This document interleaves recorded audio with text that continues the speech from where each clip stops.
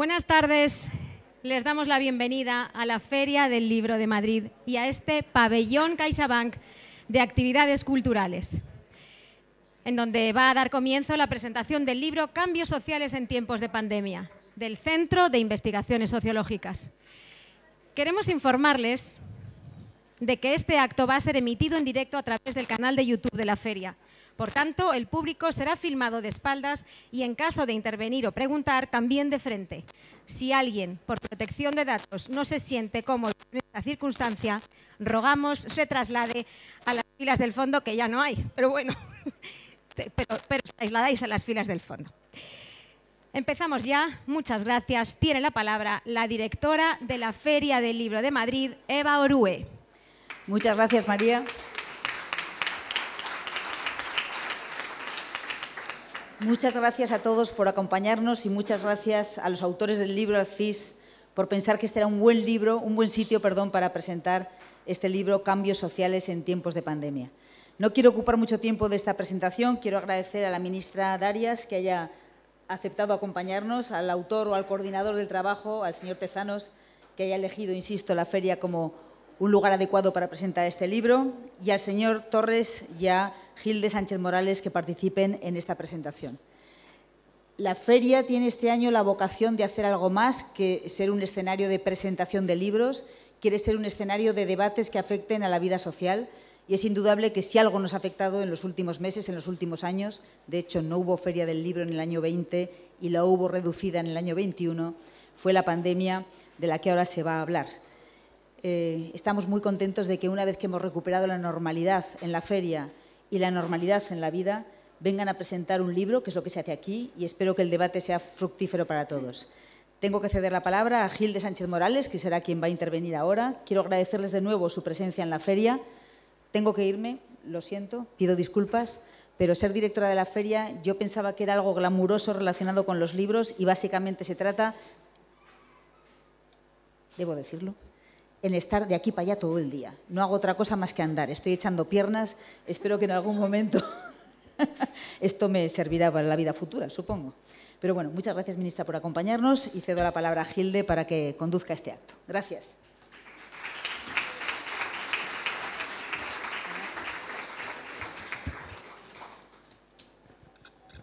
Pues muy buenas tardes a todos, a todas los presentes, señores, señoras, autores, autoras, amigos y amigas. Como bien es sabido, ¿verdad?, estamos aquí para la presentación del libro Cambios sociales en tiempos de pandemia, publicado por el Centro de Investigaciones Sociológicas y editado por el profesor José Félix Tezanos. En primer lugar, como ya saben, intervendré yo en calidad de directora de Publicaciones y Fomento de la Investigación del Centro de Investigaciones Sociológicas. En segundo lugar, el catedrático de Sociología y expresidente del CIS, Cristóbal Torres. A continuación, el presidente del CIS y también catedrático de Sociología, José Félix Tezanos. Y para cerrar el acto, la ministra de Sanidad, Carolina Darias. Muchas gracias.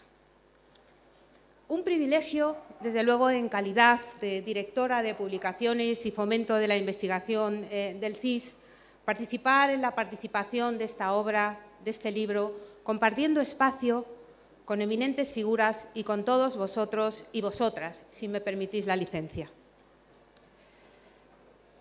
Un profundo también reconocimiento al extraordinario equipo del Departamento de Publicaciones del CIS, particularmente en este proyecto, a la jefa de servicio Raquel Parrilla, también a Ana González, también a Inmaculada del Pino, Necane Robles, Ana Barón y a la consejera del departamento, Laura Ponce de León, por un trabajo siempre, siempre de excelencia. Este libro recoge los resultados de los análisis desarrollados en unas jornadas el pasado año, en julio, en donde se analizaron desde una perspectiva interdisciplinar los efectos, los impactos de la pandemia de la COVID-19. En este sentido, el objetivo de este libro ha sido realizar un análisis interdisciplinar, repito, sobre los efectos, sobre las consecuencias que ha tenido y está teniendo la pandemia de la COVID y su vivencia en la sociedad española. La COVID-19, desde mi punto de vista, ha supuesto un antes y un después, habiendo dado lugar a nuevas vivencias, nuevas formas de socialización, de pensamiento, de interacción, en definitiva, quizá, a un nuevo modelo societario. Un total de 41 catedráticos e investigadores del más altísimo nivel y distintas disciplinas, como decía, colaboran en esta obra. Y sus aportaciones se agrupan en 9 bloques temáticos, que incluyen desde un análisis sobre los impactos sociales derivados de la pandemia, sus efectos sobre las familias, las relaciones sociales, los comportamientos y emociones de la ciudadanía ante tan inédita vivencia, las repercusiones en el ámbito laboral, del ocio, en la política, el Estado, el orden mundial, en la ética, en la economía, en la biología y también en la salud física y emocional de la población española. Y la mayoría de los capítulos incluyen datos procedentes de numerosas encuestas realizadas desde el mismo comienzo de la pandemia por el Centro de Investigaciones Sociológicas, así como estudios muy específicos realizados también sobre el discurrir de la propia pandemia. Como autora también de esta obra, permítanme plantearos 7 cuestiones muy brevemente básicas. En primer lugar, que desde mi punto de vista, la pandemia causada por la COVID-19 es un hecho social crítico y sus efectos de todo orden son de tal intensidad que se proyectan hacia el futuro, un futuro que ha sido percibido por la opinión pública a lo largo de estos años en términos de incertidumbre, riesgo y hasta temor en los momentos más álgidos de la propia pandemia.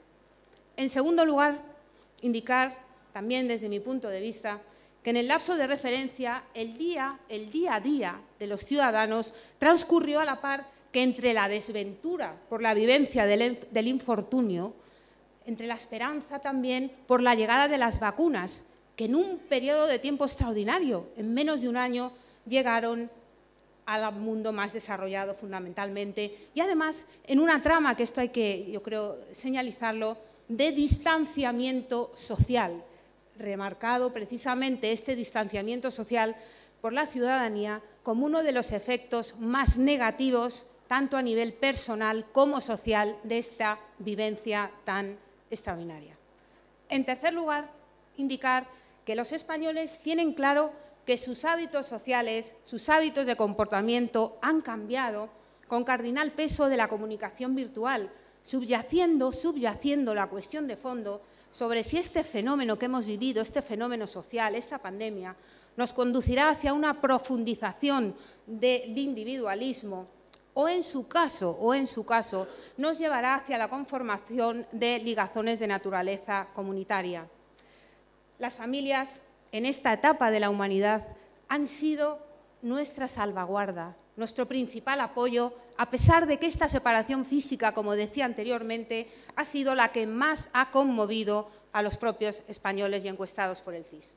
Cuarto lugar, sociológicamente, desde mi punto de vista, también es destacable que durante el confinamiento estricto se produjera, si me permiten, una especie de catarsis colectiva cuando a diario los ciudadanos, las ciudadanas, salíamos a los balcones, a las terrazas, a las ventanas, a deferir con nuestros vecinos aplausos de agradecimiento a los sanitarios y a los trabajadores de los servicios básicos.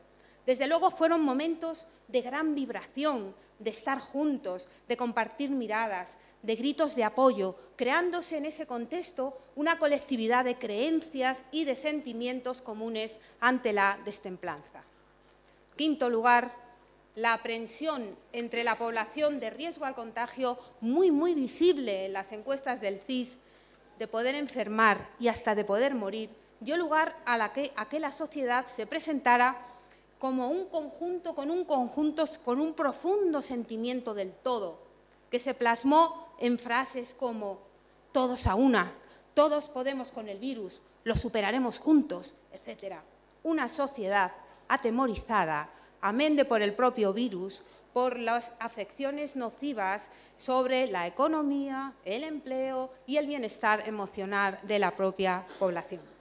Sexto lugar, sea como fuere, esta experiencia vivida muestra nuestra hiperadaptabilidad y resiliencia ante la adversidad, tal como se puso de manifiesto el mes de mayo-junio, precisamente hace un año, en una encuesta del CIS, en donde consultada la opinión pública acerca de dónde se posicionaba en una encuesta 1 completamente infeliz, 10 completamente feliz, la ciudadanía se posicionó en un 8,1. Claro, estos datos pueden resultar en cierta manera paradójicos, ¿no?, con lo que estaba tratando de expresar anteriormente y con esos sentimientos de preocupación, de tristeza e incluso hasta de temor. Yo creo que la clave estuvo en la fortaleza de las redes sociales y familiares.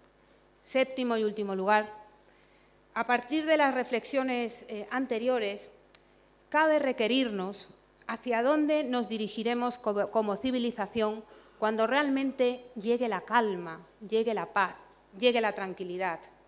Lo que no hay duda es que los españoles tenemos claro que ha cambiado esta pandemia nuestra vida, nuestras costumbres, nuestra forma de pensar. Valoramos más las relaciones personales y nos interesamos más también por la salud física y emocional de nuestros allegados, de nuestros familiares y de nuestras relaciones en general.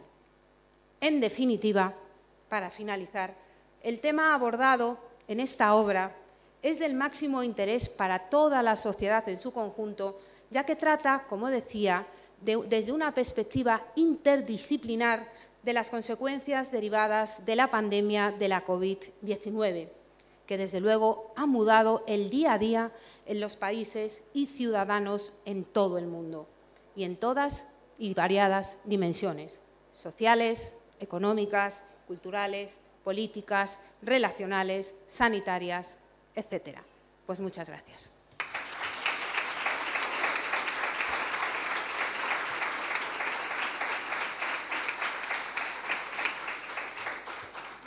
Muchas gracias. Y tiene a continuación la palabra el catedrático de Sociología y expresidente del CIS, Cristóbal Torres Albero. Muchas gracias.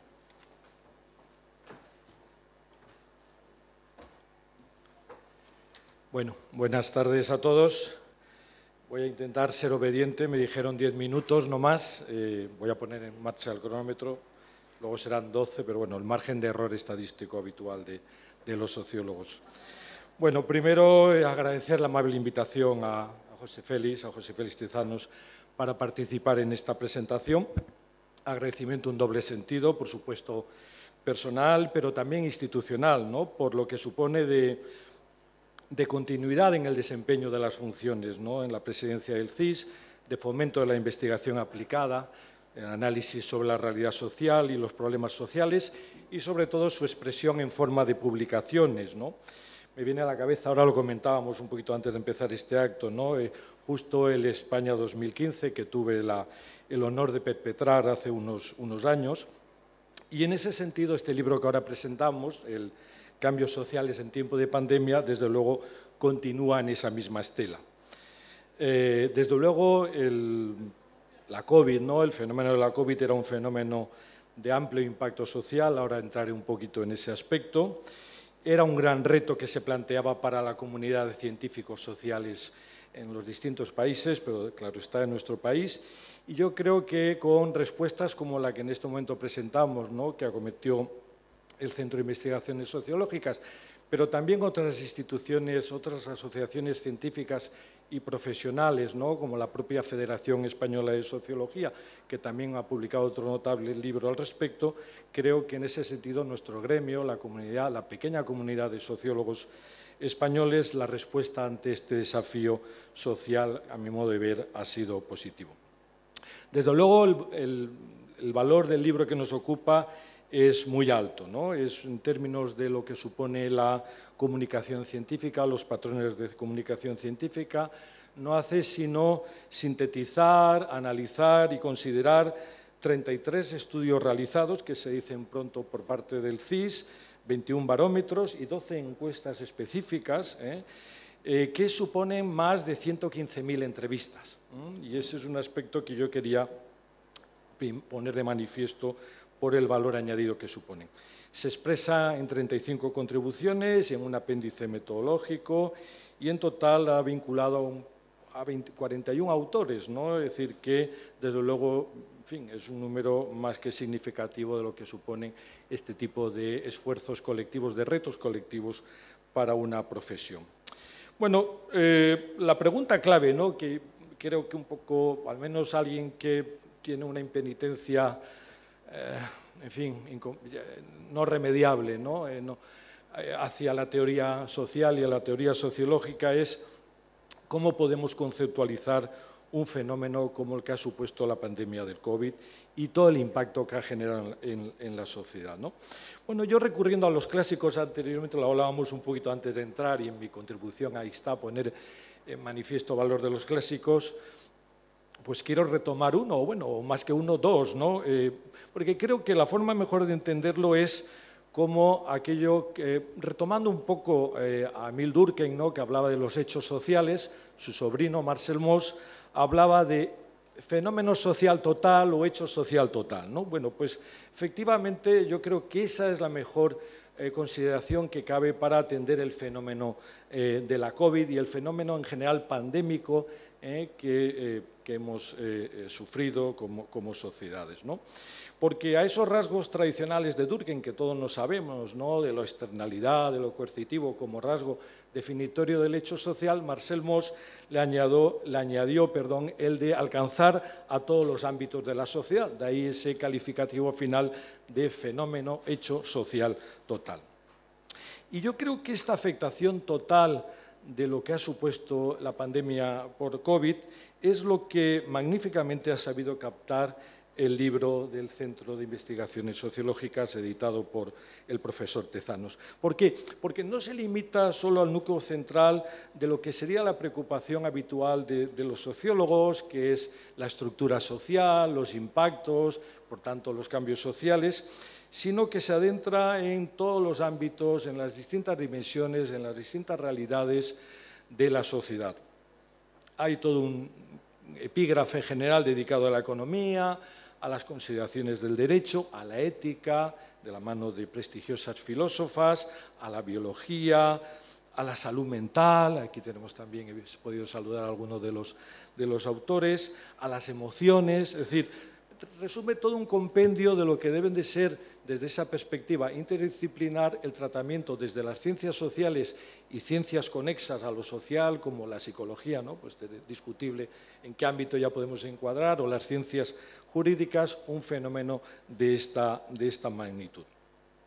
Además, considerarlo desde esa perspectiva social nos permite atender un poco a una perspectiva macro del fenómeno, ¿no? Y esa perspectiva macro, o la más macro posible a mi modo de ver, es la contribución que ha supuesto a la consolidación de lo que ya venimos a llamar de una manera consensual la sociedad digital.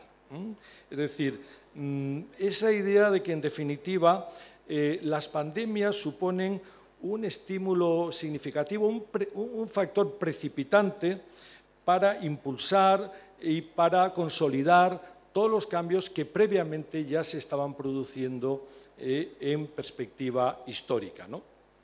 No es la primera vez que ocurre, es decir, lo que pasa es que generacionalmente es la primera vez y la única que de momento lo hemos vivido. Es decir, que cuando repasamos a los historiadores de la economía, de la política, de la sociedad, etcétera, pues vemos efectivamente, por ejemplo, el papel que la peste negra tuvo como detonante del final del medievo y la incubación, digamos, como respuesta del Renacimiento.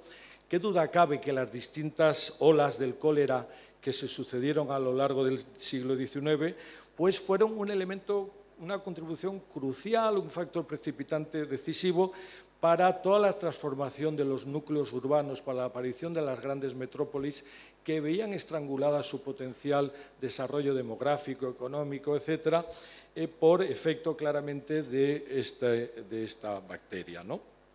Y en ese sentido, la gripe del 18 también tuvo un papel muy importante en el triunfo y en el definitivo asentamiento de la racionalidad de la sociedad industrial. Es más, ¿no?, la propia extensión, el comienzo de la extensión del concepto de ciudadanía, que hasta ese momento, digamos, giraba fundamentalmente en torno a libertades civiles y derechos políticos, comenzó a asentarse claramente a partir del impacto social que esa gripe del 18, mal llamada española, como todos ya sabemos, tuvo en el conjunto de los países más desarrollados o que tenían, digamos, un nivel de implantación de la sociedad industrial más avanzado. Algo parecido yo creo que ha ocurrido también en ese aspecto, ¿no? O va a ocurrir con ocasión de la pandemia de la COVID-19, es decir, el reforzamiento de esa idea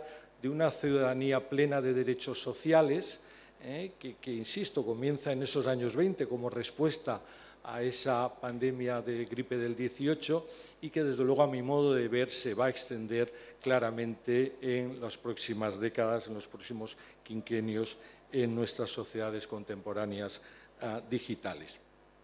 Pero, desde luego, hay también otros tipos de cambios, ¿no? Es decir, en los que la pandemia ha tenido un efecto muy importante a nivel, digamos, ya más meso o incluso micro, ¿no? Y en ese sentido estoy plenamente de acuerdo, ¿no?, con lo que señala el profesor José Félix Tezanos en su introducción, ¿no?, respecto de, y va un poco en el espíritu de mis palabras hasta ahora, ¿no?, de que la COVID ha sido un catalizador y acelerador de muchos cambios que ya estaban dándose en las sociedades del siglo XXI.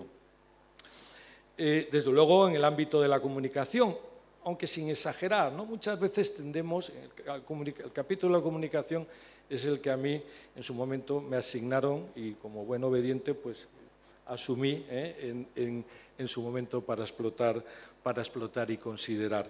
Pero sin exagerar, decía, ¿por qué? Porque a veces yo creo un poquito que, digamos, el árbol de la COVID seguramente no nos deje ver el bosque de una realidad más amplia, que era la sociedad digital, ¿no? Y tendemos un poco, claro, es un árbol total, ¿no?, es un hecho social total, y tendemos un poco a la hipérbole, tendemos un poco a sobreenfatizar aquellos aspectos que, desde luego, son muy importantes, que durante 1 año y medio, 2 años, han constreñido toda nuestra vida en todos los ámbitos como fenómeno social total, pero que no explican por sí solo la magnitud de esos cambios que se estaban produciendo. A mi modo de ver, eso ocurre con el tema de la comunicación y todos esos temas de viralidad, de fake news, etcétera, de medias verdades, de mentiras completas, etcétera, que se iban sucediendo, ¿no? Pero, sin embargo, es una cuestión de grados de desarrollo en otros ámbitos y, al menos por lo que respecta a la sociedad española, claramente ese efecto sí se ha producido, ¿no? Se ha producido, sin duda, en el teletrabajo, se ha producido en la enseñanza online. Desde luego, la enseñanza online y el teletrabajo van a ser los dos grandes cauces, ¿no?, en los que la implantación de la sociedad digital hay un punto de ajuste, un antes y un después, un punto de inflexión con ocasión de la pandemia. Se han producido también con la extensión de lo que podemos llamar también un poco la familia digital, ¿no? La familia digital, que puede ser claramente ese recurso, esa hibridación que permita, ese vínculo que permita, digamos, conjugar a sociedades mediterráneas familistas, como es la española, con los procesos de individualización propios de la modernidad. Y al hilo de la familia digital, claro, está el hogar digital, ¿no? El hogar digital, en términos de trabajo, de educación, de entretenimiento, de consumo, etcétera, claramente es un papel importante. En el nivel meso sí que me gustaría destacar, y ya horror, casi no sé si para el reloj, pero he visto que pasa un poquito, me van a permitir 2 o 3 minutos más, el refuerzo del papel de las administraciones públicas en general y, más concretamente, frente a esa tendencia erosiva propia o derivada de la globalización del Estado-nación como un actor decisivo, ¿verdad?, ante un fenómeno social que suponía una crisis sanitaria, que suponía una crisis económica, una crisis de ciudadanía, unas medidas de confinamiento, etcétera, y que, desde luego, implicaban claramente, o han implicado, desde luego, a mi modo de ver, un refuerzo frente, insisto, frente a esa tendencia erosiva que la lógica de la globalización le imponía. Una lógica que, desde luego, no va a parar, eso lo tengamos claro, ¿no? Es decir, y que, por tanto, va a mantenerse, a mi modo de ver, en aspectos que tengan que ver más con las producciones inmateriales con los intangibles, sin ninguna duda, pero que seguramente se atempere por lo que respecta a los aspectos más materiales, es decir, de las famosas deslocalizaciones industriales de productos de sectores estratégicos que hemos visto a lo largo de las últimas 3 o 4 décadas, a mi modo de ver, y así está poniendo de manifiesto las distintas crisis de las cadenas globales de producción, la invasión de Ucrania, etcétera, pues claramente van a volver a ese ámbito nacional, auspiciados, entre otros actores, por los Estados-nación.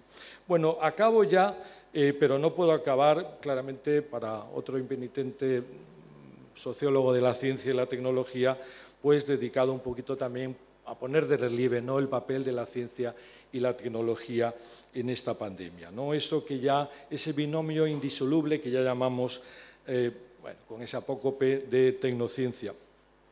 La gran novedad frente a pandemias anteriores claramente es que en estos momentos la ciencia y la tecnociencia constituyen el rasgo crucial que en el subsistema o en la dimensión cultural presentan esas sociedades digitales. En apenas 9 meses hemos dispuesto de una serie de vacunas, unas cuantas, ¿verdad?, que han demostrado un notable éxito para poner fin o para parar de una manera muy decisiva o ralentizar la expansión del virus. Y no solamente eso, sino que esa lógica tecnocientífica también se ha, digamos, proyectado a los procesos de gestión y distribución masiva de la misma. Por tanto, en poco más de un año, claramente hemos conseguido alcanzar, al menos en los países del primer mundo, un nivel de distribución y de afectación prácticamente al conjunto de la ciudadanía. Desde luego, eso a mí me parece muy importante porque desde luego, uno de los efectos de la globalización como proceso de culminación de la mundialización, y no voy a entrar aquí ahora en distinguir qué es una cosa y otra, es sin duda la intensificación de las nuevas posibilidades de zoonosis de alcance potencialmente pandémico. Ya tuvimos algunos avisos, ¿no?, avisos del ébola, avisos del MERS, de la gripe porcina, la gripe aviar, del SARS, etcétera, y solamente faltaba que uno de esos virus que saltaban a la población humana pues tuviera una R, es decir, una capacidad de transmisión muy alta y una muy baja tasa de mortalidad, en términos al menos comparativos, aunque siempre dolorosa. Desde luego, este fue el caso de la COVID-19 y, efectivamente, pues el cóctel para la pandemia estaba servido, ¿no?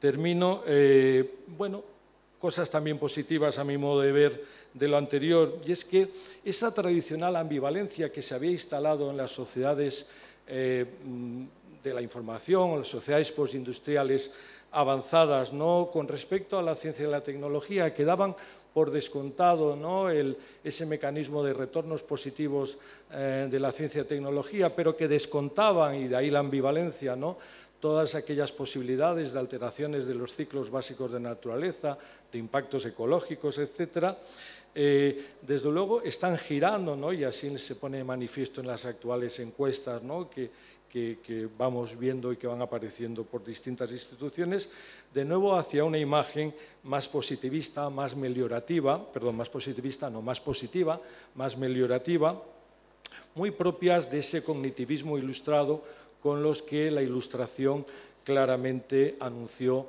el cambio y la erupción de la sociedad industrial frente a esa época de oscuridad y de tinieblas que representaba el antiguo régimen y el periodo medieval. Bueno, 15 minutos, más que suficiente para no cansarles más. No sé si habrá algún pequeño debate, tendremos ocasión. Gracias por la atención.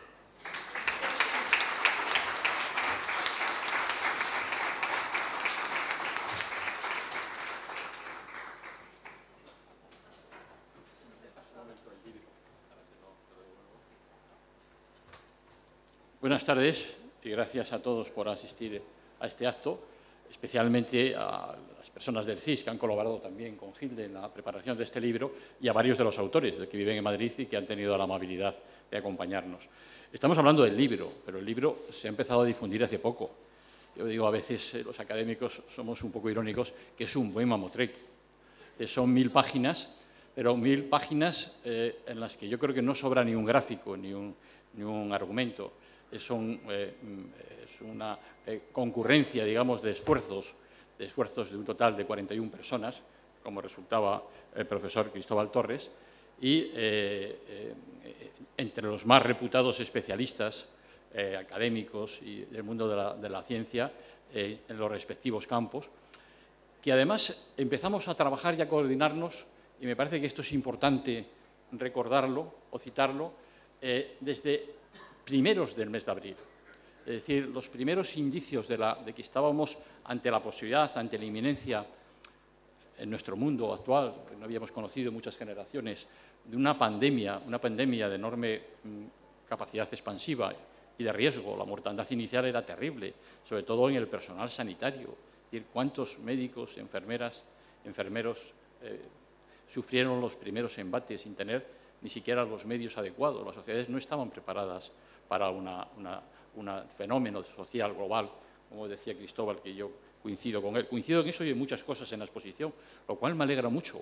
Pero yo tengo que decir que yo conocí a Cristóbal Torres como alumno y ahora le conozco como un gran maestro y nos acabaré enseñando a todos. Y desde luego, bueno, fue una persona también que en su etapa al frente del CSIS pues dio un impulso notable a la investigación aplicada a los grandes problemas, que es a lo que se dedica el CSIS. El CSIS, aprovecho para decirlo, es inevitable que yo lo diga, el CSIS no solo hace estudios preelectorales, los estudios preelectorales son un 10% de la actividad del CSIS. El CSIS hace investigaciones de envergadura que son útiles para la sociedad, para toda la sociedad, como este libro. Entonces, el hecho de tener inicialmente la capacidad, una institución pública como el CSIS, en los primeros días de la pandemia, es decir, que el día 1 de abril ya estaba redactado el cuestionario y hecho un piloto de ese cuestionario que empezamos a aplicar. Es decir, y desde entonces hasta ahora tenemos una serie riquísima de información periódica sobre cómo ha ido evolucionando el pulso de la calle en la opinión pública, cómo ha ido sufriendo, no solo en los barómetros, en los 22 barómetros en los que se recoge información, sino también en esas 12 investigaciones específicas en las que colaboramos con psiquiatras y psicólogos, con economistas, con politólogos, para analizar y profundizar en las distintas dimensiones del fenómeno, hasta llegar, bueno, a esa situación final de más de 115.000 entrevistas, es decir, en esas 32 investigaciones que suponen un esfuerzo, investigaciones además con muestras muy amplias y muy rigurosas, una aportación de información de primera magnitud para la sociedad. Comentaba yo hace unos días también con un eminente sociólogo esto y comentábamos, claro, que pocos países pueden aportar de utilidad pública una información tan exhaustiva y tan rigurosa que seguirá siendo útil durante mucho tiempo. Y esperamos que no sea en nuevas pandemias o en nuevos digamos, retos sanitarios, retos de salud. No solamente hicimos investigaciones empíricas aplicadas, sino hicimos también 7 estudios Delphi entre especialistas de distinta área, en lo que, bueno, al final fueron un total de 169 especialistas en 7 áreas específicas, también que permiten disponer ahora de una información exhaustiva sobre esos sentimientos, esas maneras de vivir y asumir esta experiencia terrible en los primeros meses. Teníamos, y Gilde, como es propio de ella, ha destacado esos aspectos positivos, muy emocionantes, cuando aplaudíamos a los sanitarios, aplaudíamos a los enfermos que salían. Eso era una emoción sin duda positiva desde el primer momento, pero también era un reto organizativo para la sociedad y también era un reto que se producía a veces en condiciones de terrible soledad. Por ejemplo, las primeras encuestas preguntábamos a los españoles y las españolas si habían llorado durante la pandemia. Entonces, había muchas personas que habían confesado su sentimiento de preocupación, de que al principio los riesgos para la salud eran muy grandes y habían llorado y muchos lo reconocían, digamos, en ese momento. Habíamos visto en poco tiempo cómo se tenían que reconformar nuestras costumbres.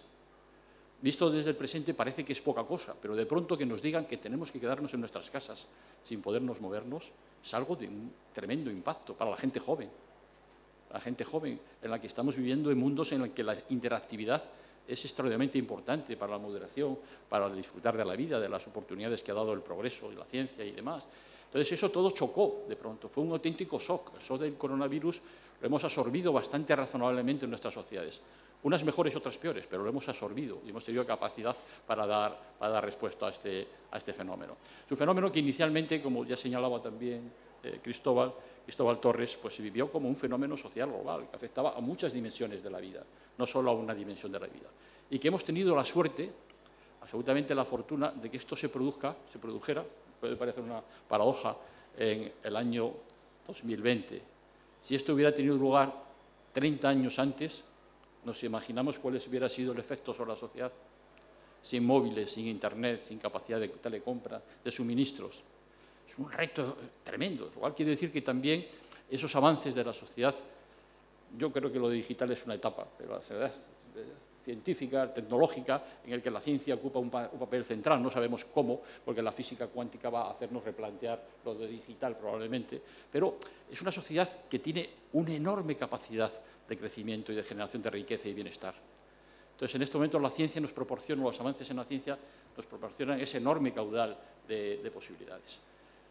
¿Qué elementos podemos resumir en esos 30 y tantos trabajos, esos trabajos que pusimos en común en julio del año pasado? Todos los que hemos participado en este libro, habíamos programado unas jornadas inicialmente en la Universidad Internacional Menéndez Pelayo de Cantabria, pero como había una limitación y ya teníamos 44 ponentes, tuvimos que hacerlos en Madrid de manera más restringida y durante 5 días estuvimos debatiendo y contrastando. Contrastando además no solo en un espíritu y en una manera de trabajar interdisciplinaria, sino también interpolítica. Yo quiero recordar la primera mesa redonda, nos dábamos cuenta, la primera mesa redonda de debate estaba el profesor Cristóbal Torres y también el profesor Félix Requena. Es decir, que estábamos los 3 últimos presidentes del CIS que colaboramos, y como siempre hemos colaborado en el mundo de la sociología, sin alguno de esos debates que nos inventan ahora, porque realmente la ciencia requiere concurrencia y quiere, digamos, conocimiento e intercambio de puntos de vista distintos. Si no, todo sería enormemente aburrido y limitado y unidireccional. ¿Qué conclusiones puede aportar este libro? No es un libro del que tengamos que sacar conclusiones, pero a mí me parece que hay por lo menos 4 hilos conductores, 4 grandes elementos que nos permiten interpretar provisionalmente o poner en común provisionalmente lo que se desprende de toda esta investigación. El primero, también lo ha apuntado el profesor Cristóbal Torres, es que las sociedades actuales se encuentran emplazadas no solo ante un proceso de cambios, sino a un set muy complejo de cambios interconectados, que se habían empezado a producir en nuestras sociedades que con la pandemia y todo lo que la ha acompañado han tenido un efecto acelerador y multiplicador. Se ha avanzado. Sin la pandemia probablemente muchas cosas hubieran tardado mucho en avanzar, entre otras el teletrabajo. El teletrabajo ha venido para quedarse en muchas actividades, ¿no? Pero esta es la primera conclusión, es decir, que es que la pandemia cambia la sociedad, ha cambiado nuestras formas de vivir, de trabajar, de relacionarnos, de pensar, inevitablemente de pensar en la sociedad y pensar en los futuros. Nos emplaza ante la necesidad de pensar en los escenarios que tenemos por delante, en las potencialidades y en los riesgos ante los que nos enfrentamos. Y, por lo tanto, es un efecto, aparte del riesgo, de la mortandad, el sufrimiento que ha llevado, es un elemento que tenemos que también valorar en una perspectiva histórica de más largo alcance como un elemento potenciador de muchas cosas. Al menos es la lectura que tendríamos que hacer los que tenemos una mentalidad progresista o científica o como queramos llamarlo, ¿no? ¿Qué facetas presentaba este elemento de cambios que están en curso y que han confluido en este momento histórico? Desde luego, la aceleración de la revolución científico-tecnológica, ¿no? En segundo lugar, esto ha coincidido en un momento económico complejo. No hay que desconocer que el momento en que ocurre la pandemia es un momento en que el modelo o los modelos que habían sustituido el consenso keynesiano de después de la Segunda Guerra Mundial estaban en crisis. La gran recesión del 2008, las dificultades para remontar el crecimiento, las disfunciones que existían, digamos, en este modelo que se había implantado en la mayor parte de los países más ricos o más potentes, pues otras disfunciones tan importantes como que estaba taponando la entrada suficientemente de nivel de muchos sectores jóvenes en los mercados de trabajo. No tenían oportunidades de empleo o tenían oportunidades de empleo muy mal pagadas, lo cual había dado lugar al gran proceso de movilidad social descendente que se conoce prácticamente de la Revolución Francesa, y que mucha gente joven estaba destinada, parecía que estaba abocada a vivir peor que sus padres. Entonces, esto era un fenómeno potente. Y luego, bueno, veíamos que no levantaba cabeza. Si en aquellos momentos anteriores a la pandemia algún locutor de radio o de televisión hubiera empezado su informativo diciendo un gran jarro de agua, para el Gobierno español podía ser otro. Para el Gobierno español, Bruselas condiciona todas las previsiones económicas. España el próximo año solo va a crecer su PIB en un 4,5%. Claro, nos parecería hace años, en los años de declive de ese modelo, de puesta en cuestión de ese modelo, pues nos hubiera parecido una broma. Sin embargo, hemos visto que algunos de los planteamientos más restrictivos que estaban enquistando y haciendo retroceder nuestro sistema sanitario, nuestro sistema educativo, se han visto cuestionados en la pandemia. La pandemia se ha comprendido y ha habido un nuevo consenso, se está creando un consenso, en que hay determinados gastos que son necesarios en nuestras sociedades. Esto, a su vez, genera problemas. Genera un problema muy serio. El crecimiento de la deuda pública no es una broma. El crecimiento de la deuda pública en este momento va a exigir que llegamos a consenso sobre la manera de gestionar el pago de esa deuda. Es un reto para nuestras sociedades. Y es un reto también en inversiones sanitarias, en otro tipo de inversiones, absolutamente insoslayable durante este periodo, ¿no?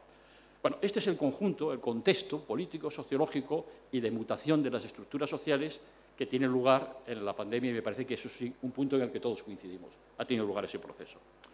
La segunda gran conclusión es que este consenso, esta situación, perdona, de transformación del paradigma de sociedad tiene lugar también en un horizonte histórico que yo creo que es un horizonte histórico difícil de definir, no sé si llamarlo híbrido, pero un contexto en el que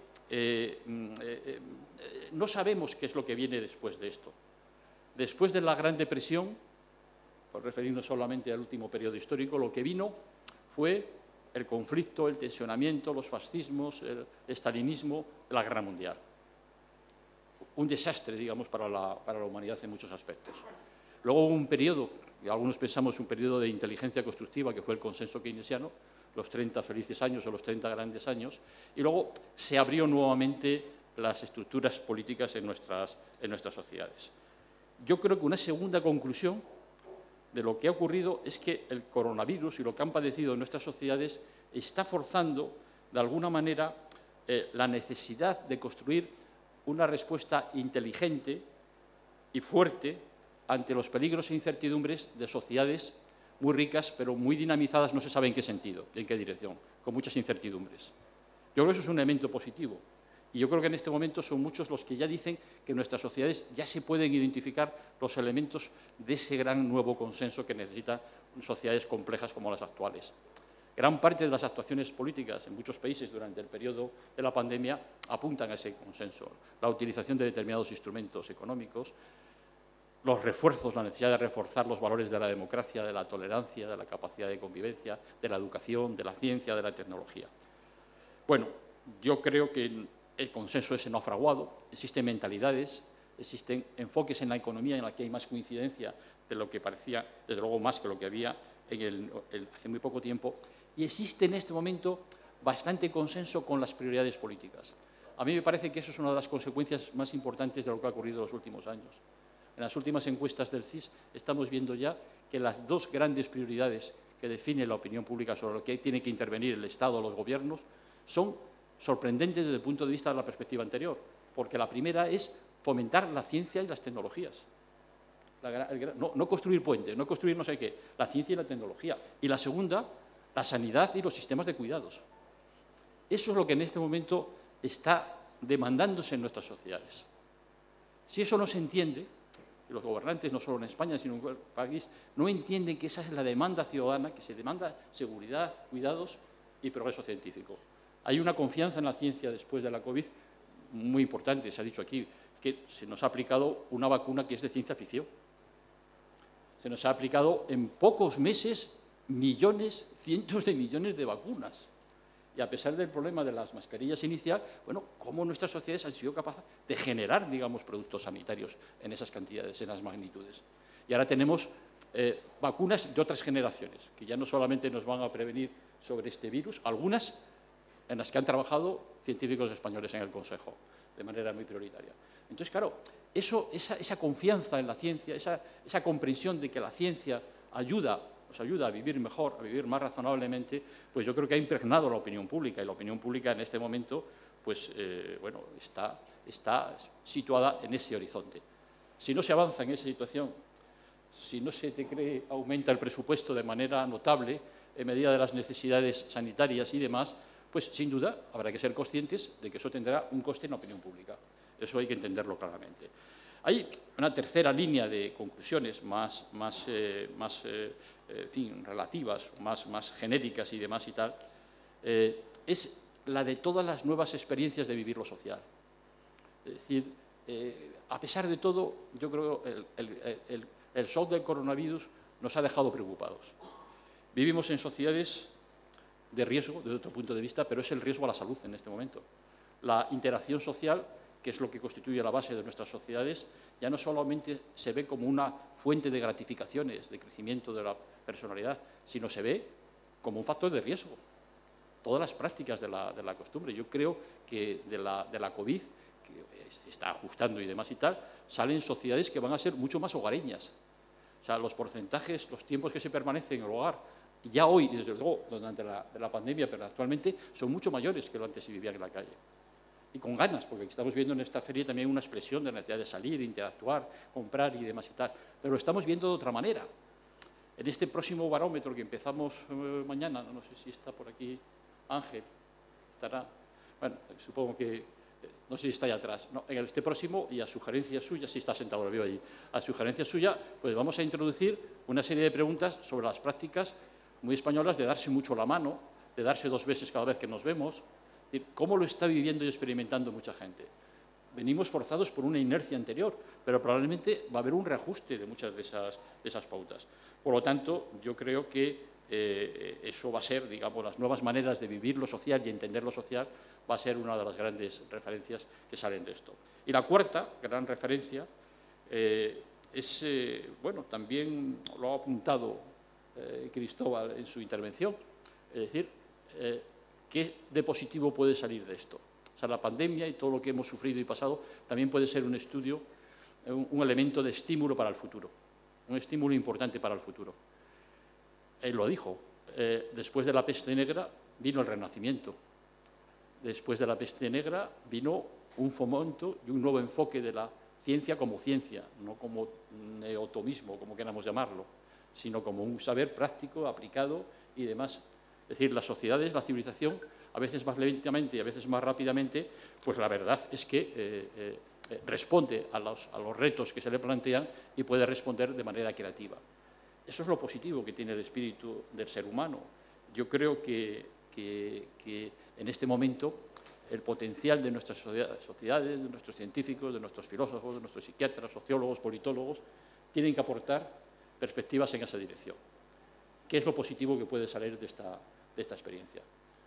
Neutralizar el pesimismo y neutralizar un fenómeno que yo creo que también se está produciendo en esta etapa y que todavía algunos lo están calificando como el nuevo populismo, neopopulismo y demás, pero es un fenómeno complejo y curioso. O sea, es un fenómeno que viene alimentado por comportamientos de mucho, no solo pesimismo, de mucha negatividad, mucha exageración, mucha amplificación, líderes muy desmedidos o muy desmesurados. El ejemplo de Trump es el más. ¿Quién podía prever que Trump podía ser elegido presidente de una sociedad como Estados Unidos? Si se lo hubieran contado a alguien hace años, esto diría, bueno, es una ciencia ficción disparatada, eso no como esa película norteamericana en la que un portaaviones pasa a través del tiempo y en el futuro se entera uno de los pilotos de la Segunda Guerra Mundial que se llama el portaaviones, se llama con el nombre de un antiguo, él dice, anda, el famoso comediante y demás y tal, Reagan. Claro, no pensaba que el que había conocido como un actor mediocre pudiera haberse convertido y dar nombre a un portaaviones. Pues en este momento lo de Trump, o Bolsonaro, o otra serie de personajes, en su momento en la sociología política, sobre todo en la anglosajona, estos fenómenos eran conocidos como la franja lunática de la política, lunatic fringe of politics. Entonces, claro, eso, la franja lunática, pues se ha convertido a veces en un fenómeno institucional. Lo cual quiere decir que ese fenómeno se nutre básicamente de un caldo de cultivo que existe en nuestras sociedades. El caldo de cultivo es el surgimiento de un nuevo tipo de personalidad, probablemente mal integrada, con balances sociales y económicos no positivos en la sociedad, pero también desmesurada, negativa, que critica todo, que está de acuerdo con todo, poco asocial. Bueno, de la misma manera que el fascismo se sustentó en lo que luego los teóricos de la Escuela de Frankfurt llamaron la personalidad F, y hicieron escalas de medición de esa personalidad F, para explicar la F de fascismo, para explicar por qué triunfan determinados regímenes en determinado momento. Pues en nuestros días, los psicólogos y los sociólogos tendríamos que estudiar esta nueva personalidad, la personalidad X, vamos a llamarla de momento, pero que alienta estos fenómenos que en un momento determinado pueden convertirse en importantes, aunque teóricamente sean inicialmente minoritarios, ¿no? Bueno, pues en este contexto de complejidades es en el que yo espero que el libro en el que hemos trabajado tanto y que hemos intentado aportar como un valor útil a la sociedad pueda ser útil, pueda ser empleado, digamos, por personas de distinta orientación, por personas de distintos sectores, digamos, del mundo del conocimiento. Esto y la base de datos impresionante que estamos aportando con todos esos estudios que con inmediatez de 2 o 3 días están situados en la página web del CSIS. Yo creo que son investigaciones, y permitidme que diga esto, porque si no cumplo con mi papel actual como presidente del CSIS. Yo creo que investigaciones como esta y papeles como esta, desde el primer día, siguiendo un fenómeno desde el primerísimo día, justifica la existencia de organismos públicos y transversales, como tienen que ser, como el CSIS. Yo creo que esa es la utilidad. Nosotros no somos adivinos, lo he dicho muchas veces, estoy cansado de decirlo, y no tenemos por qué adivinar comportamientos, pero sí identificar tendencias y plantear esas tendencias y los riesgos que tenemos ante el futuro. Podemos hacer esos mapas y, de hecho, lo estamos haciendo y estamos trabajando en ese sentido. Muchas gracias y muchas gracias, ministra, por acompañarnos en esta presentación de este libro, que se relaciona muy directamente con tu ministerio y desde el primer día, como tú sabes muy bien, ha recibido información y hemos contrastado información. Muchas gracias y te cedo la palabra.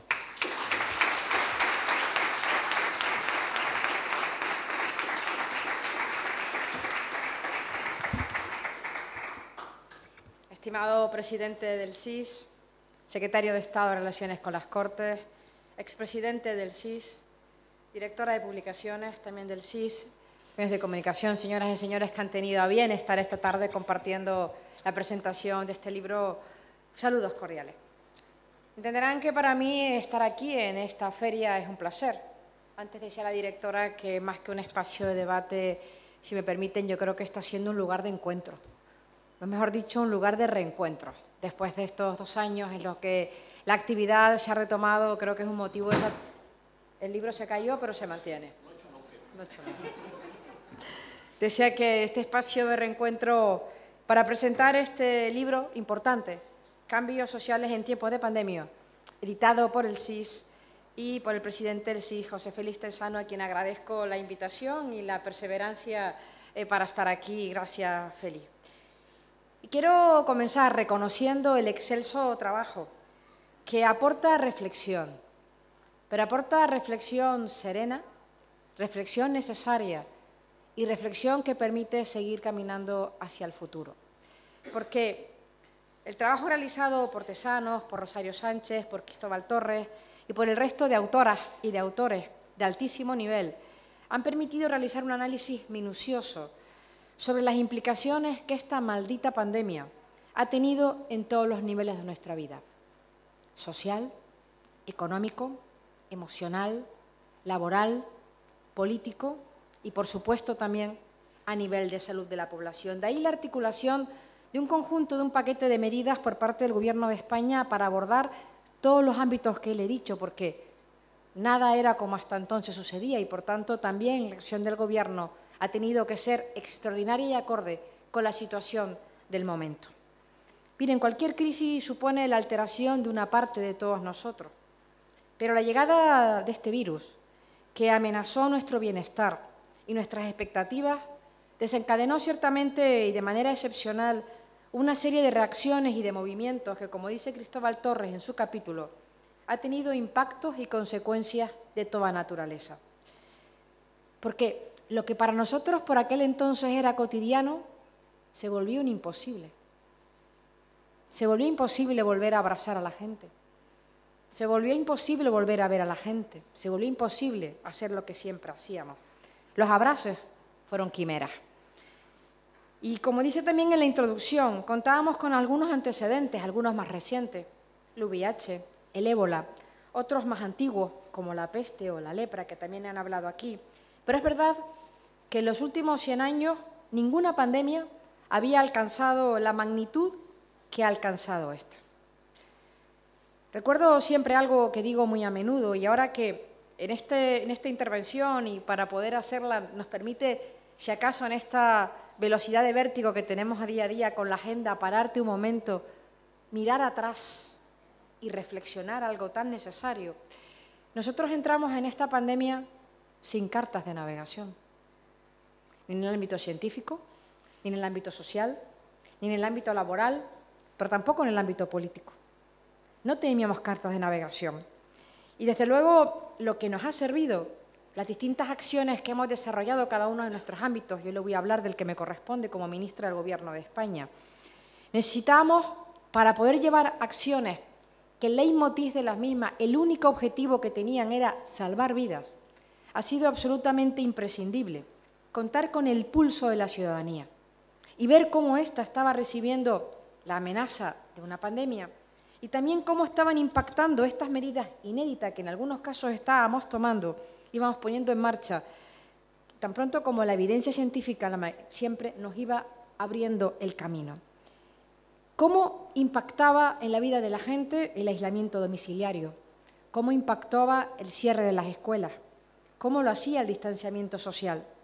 Y más tarde, pues el uso de mascarillas, la vacunación, la dosis de refuerzo, las curvas, que todos hemos ido aprendiendo un nuevo lenguaje desconocido para nosotros, pero que también se ha ido haciendo cotidiano. Fueron medidas que nos desafiaron como sociedad y lo hicieron en aquello que nos definía como más humanos, nuestras relaciones sociales, nuestros hábitos, nuestra forma de trabajar, la gestión de nuestras emociones, ya sea angustia, miedo, esperanza o también una alegría que esperábamos que viniera pronto. Por eso quiero reconocer el trabajo fundamental de instituciones como el Centro de Investigaciones Sociológicas, que ha servido de guía y también de faro de luz en muchas de las medidas que íbamos tomando. A través de diferentes encuestas, a través de diferentes estudios, también lo ha hecho el Instituto de Salud Carlos III y también lo ha hecho el CSIC, y también me parece importante reconocerlo en este encuentro, porque nos permitían tomar el pulso de cómo estas medidas estaban impactando en la ciudadanía, cómo iban reaccionando ante circunstancias cambiantes y en muchas ocasiones con un elevado grado de incertidumbre en las distintas facetas de la pandemia. Este importante libro nos permite ahora, a través de 35 capítulos, como han dicho aquí, abordado por 42 escritoras, autoras y autores de gran prestigio, realizar un recorrido por las diferentes facetas sobre las que esta crisis ha planteado reflexiones y en muchas ocasiones, inevitablemente, ha generado cambios. Muchos de ellos irreversibles, o lo que es lo mismo, han llegado para seguir con nosotros hacia adelante. En las primeras secciones del libro, en las 3 primeras, se analiza el impacto de la crisis en los ámbitos más sociales. Me gustaría destacar en este capítulo el dedicado a las personas mayores, escrito por el catedrático Pedro Sánchez Vera, que realiza una reflexión necesaria sobre la vulnerabilidad de este colectivo en esta crisis. Y quiero decirles que desde que la evidencia científica nos fue abriendo el camino, para el Ministerio de Sanidad fue un trabajo sin descanso para proteger a todos, pero especialmente a este colectivo que con mayor impacto estaba golpeando la pandemia. Tuvimos que establecer nuevos marcos colaborativos, porque aprendimos que o íbamos juntos o no íbamos a llegar tan lejos. Así, la compra centralizada de vacunas a nivel europeo, la rápida distribución entre los Estados miembros y luego en las comunidades autónomas, la hoja de ruta diseñada por la estrategia de vacunación priorizó a este colectivo, el de las personas mayores, para protegerles, como quedó simbolizado en aquel emotivo primer pinchazo de Araceli. Y fíjense una cosa, algo que yo creo que si pensamos un poquito, deberíamos también reflexionar sobre cómo cambiaba la percepción. Por aquel entonces, yo al menos no lo percibí, que se cuestionara por qué vacunábamos a unos colectivos prioritariamente frente a otros.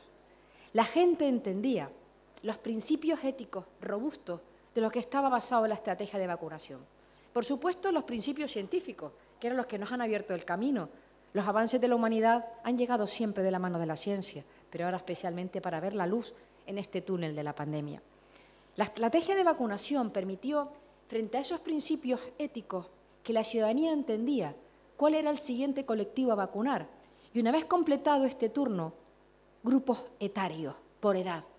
Todo el mundo sabía o podía decir por qué no está mi colectivo, pero nadie discutía por qué estaba ese colectivo antes. Creo que ha sido otra de las enseñanzas de la pandemia, el poner el nosotros, el nosotras ante el yo.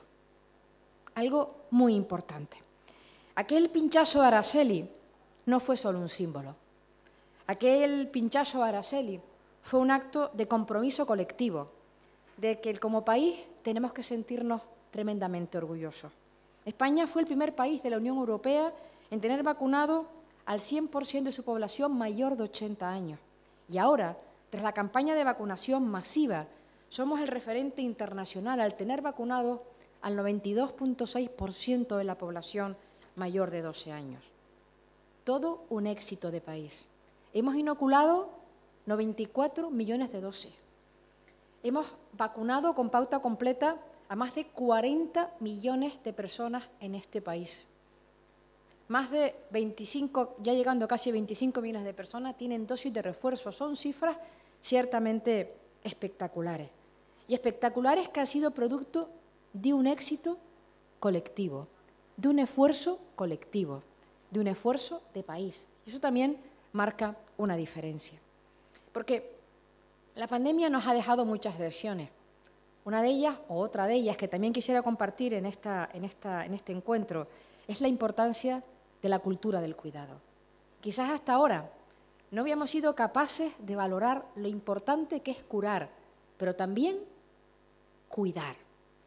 En este libro también se habla de ello y lo hace su autora, Victoria Camps, y se refiere al hecho de que para poder disfrutar del indiscutible derecho a ser cuidado, la ciudadanía también debe cumplir deberes que inevitablemente se asocian a este derecho. Y déjeme decirle que desde mi perspectiva como ministra de Sanidad, creo que la ciudadanía ha cumplido de manera ejemplar con este deber. Un comportamiento excepcional durante este tiempo de dificultad. Les dijimos que se tenían que quedar en casa y lo hicieron. Y lo hicieron.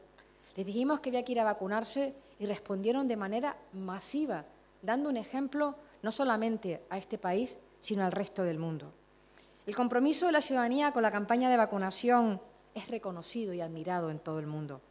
Cuando viajo a otros encuentros internacionales me preguntan cuál es la clave del éxito, porque en otros países de nuestro entorno europeo, disponiendo de las vacunas, hay una compra centralizada que por primera vez Europa entendió de manera, digamos, no por primera vez, de manera más definitiva, Europa entendió que tenía que encontrarse con Europa y por tanto había que crear nuevos marcos para que ningún país llegase antes que otro, sino que todos los países de la Unión Europea llegásemos a una compra centralizada con un portfolio amplio de vacunas y una distribución equitativa entre todos los países.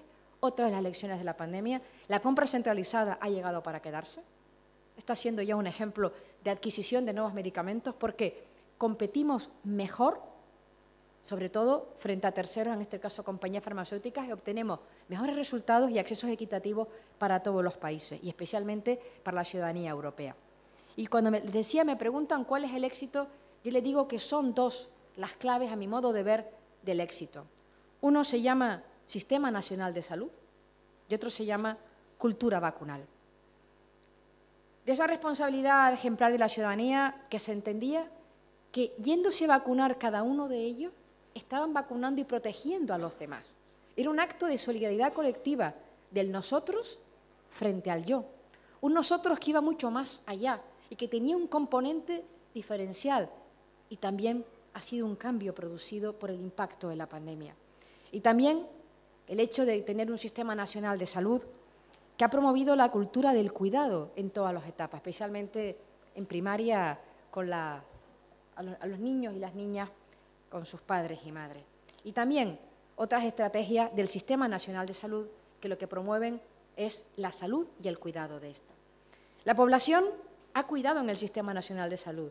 Así lo dicen, Félix, las encuestas que ha ido realizando a través del SIS. y que en ese estudio identificaba esa confianza con el personal sanitario, pero también con las personas, con la ciencia, con los científicos, como uno de los factores que más relacionaban para ir a ese comportamiento ejemplar. En el libro también se analiza diferentes perspectivas a esa confianza. Y como bien dice Félix, es importante que en momentos tan complejos, y cito literal del libro, decía Félix, seamos conscientes de hacia dónde pueden llevar las desmesuras políticas. Yo quiero hablarles del sentido contrario. Porque lo que quiero compartir con ustedes como ministra de Sanidad es que siempre hemos trabajado en un marco de diálogo y de cogobernanza, incluso en los momentos más difíciles, decisiones más complicadas, incluso cuando había voces que algunas sonaban más que otras. Siempre el espíritu fue de compartir para decidir de manera conjunta. Todas y cada una de nuestras decisiones han partido del consenso, desde la aportación de las personas expertas del Ministerio de Sanidad, personas expertas de las comunidades autónomas, personas expertas de las ciudades autónomas, personas expertas de las sociedades científicas, personas expertas también de ámbitos como el que aquí representa el SIS, y que desde luego hemos sabido encauzar en cada momento.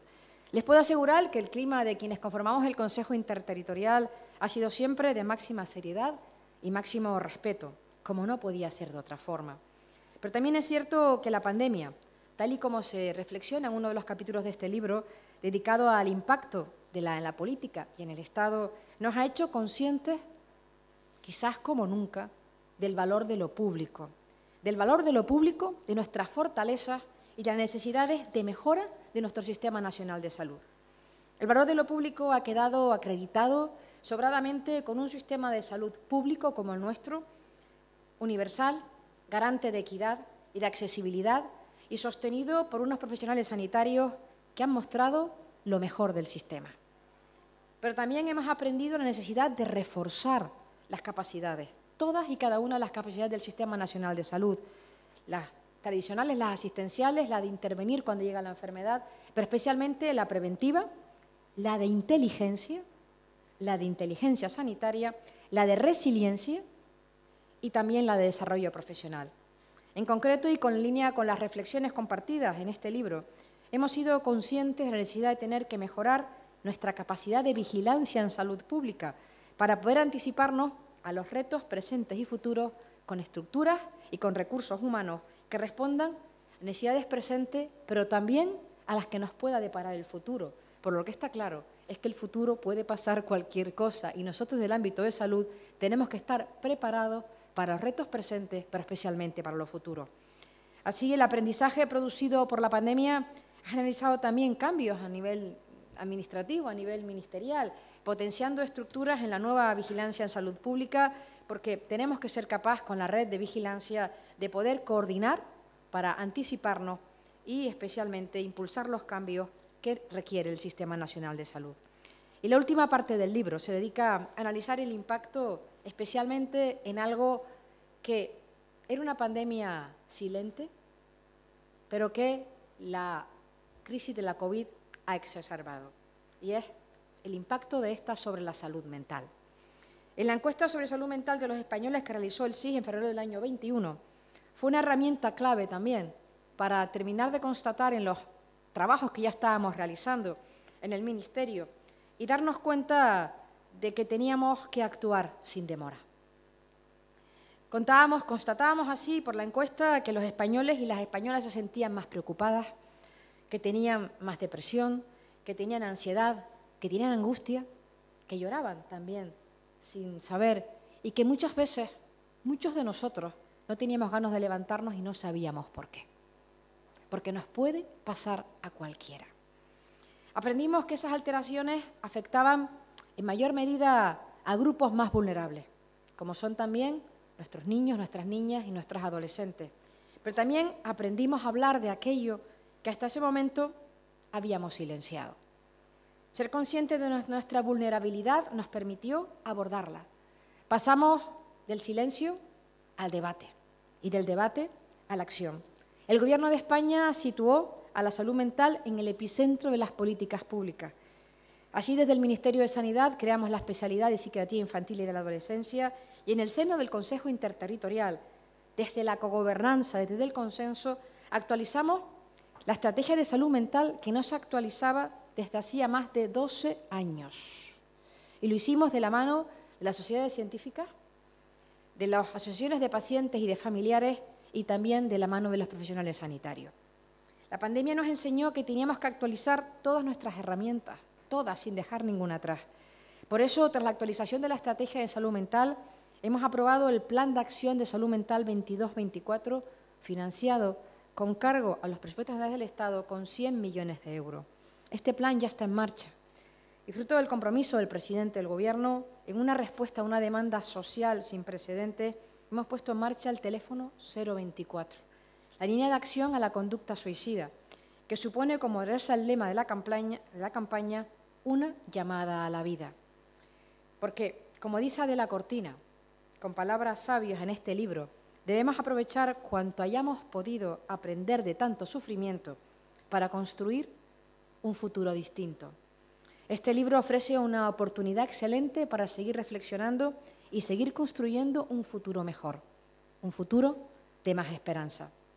Como escribí, permítanmelo, en el prólogo del libro de Juan Ramón Amores, el alcalde de La Roda, Un idilio con la vida, que ayer firmó en esta feria.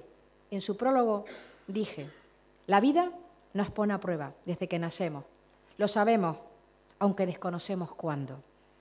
Esto es una de las grandes lecciones de la mayor crisis sanitaria vivida en los últimos 100 años.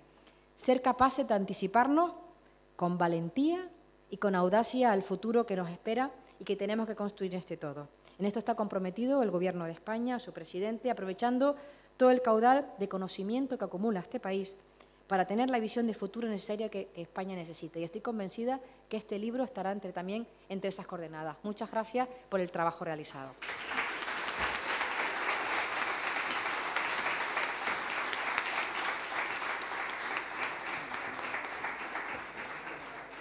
Muchas gracias, ministra. Muchas gracias a todos los participantes en esta presentación del libro. Pues damos cerrado entonces el acto. Muchas gracias a todos ustedes, a todos vosotros, todas vosotras por haber asistido. Un honor. Muchas gracias.